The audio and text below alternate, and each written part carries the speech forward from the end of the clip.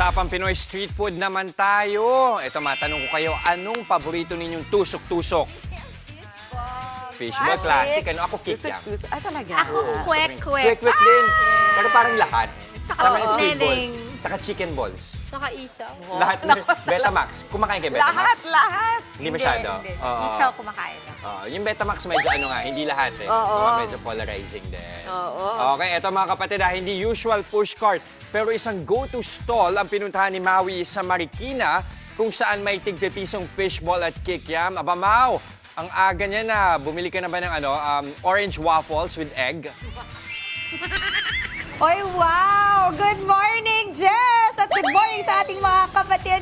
It is a beautiful Monday at extra happy ang gising ko today kasi ito na, isa to sa mga paborito ko talaga. Ang tinatawag nating Pinoy street food. Ito yung tinatawag na you make tusok-tusok the fishball, di ba? And tulad na sinabi mo, yung orange waffle, mamaya aabangan natin yan, ano? Pero ito talaga, ito pinunta natin ang tinatawag na JRC Famous Fishball. Dito po yan sa San Roque, Marikina. O, di ba? Proud ako kasi representing Marikina tayo ngayong umaga. At para po pag-usapan, tawagin ko po si Sir Chino and Sir Raymond, ang co-owners po dito sa JRC Famous Fishball. Hello, good morning! Hello po, good morning po. Good morning po. Okay, mga sir, nako, kuhang-kuha nyo ang kiliti ko ngayong umaga. Ito talaga, paborito ko. Pero ang balita ko, hindi ko lang to paborito. Paborito rin ng mga celebrities, vloggers, marami na pumupunta dito. Yes po.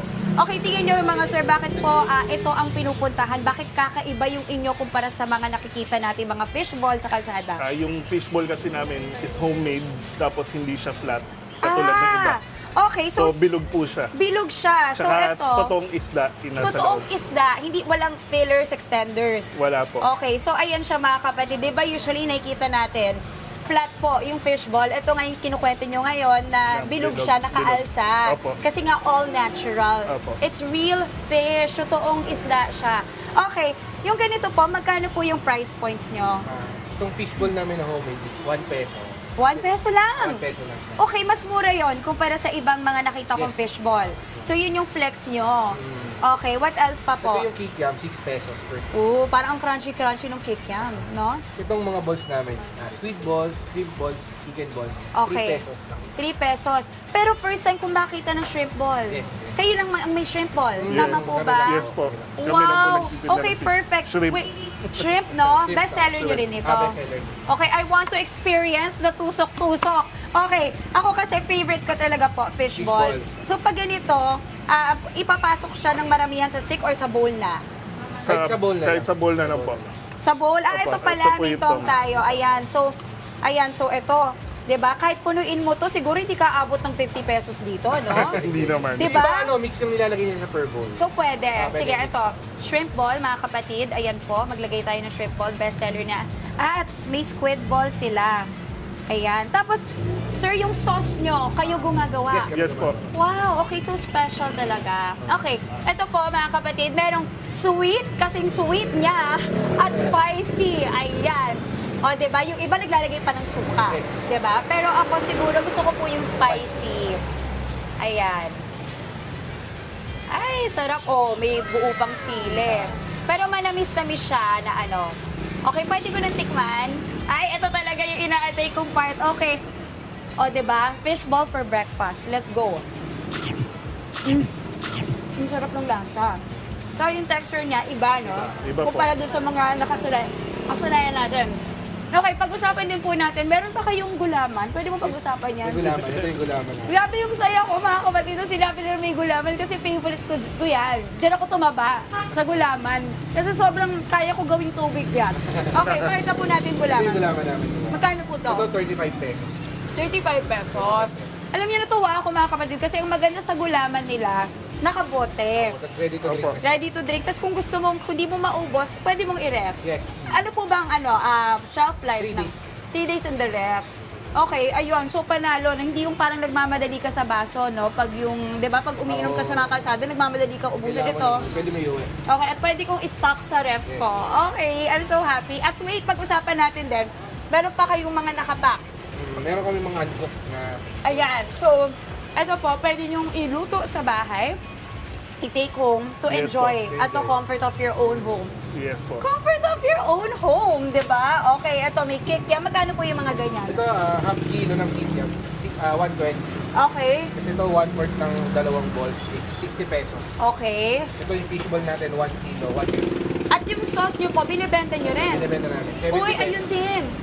70 pesos. Pwedeng spicy, Finish it. pwedeng sweet. Pero pag Okay. bumili po kayo ng hilaw, meron po siyang Ah, free. kasama na. May free. Naka-plastic lang. Naka-plastic Ah, lang siya. Pag naka-plastic. gusto nyo pong extra sauce, 70 pesos per bottle. Wow, panalo. Okay, alam nyo na.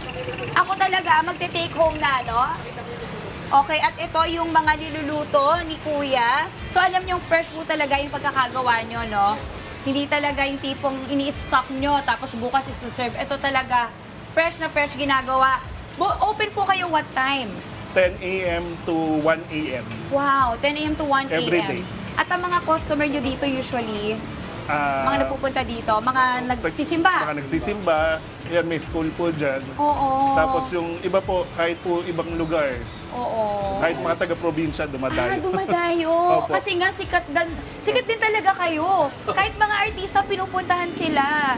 Okay, I'm sure mga sir, excited ang ating mga kapatid, lalo na yung mga nakikrave ng street food ngayong umaga. Saan po kayo mahanap at paano? Makikita kami dito sa number 4, V. Gomez Street, San Roque, Marikina City. Sa tapat kami ng Ola Church. Okay. The Lady of the Abundant. Okay. And then may phone numbers po ba kayong pwedeng tawagan? Pwede bang mag-pre-order? Yes, meron kami sa Facebook page, JRC Famous Fishball, Marikina, Maine, or 0906-316-3525.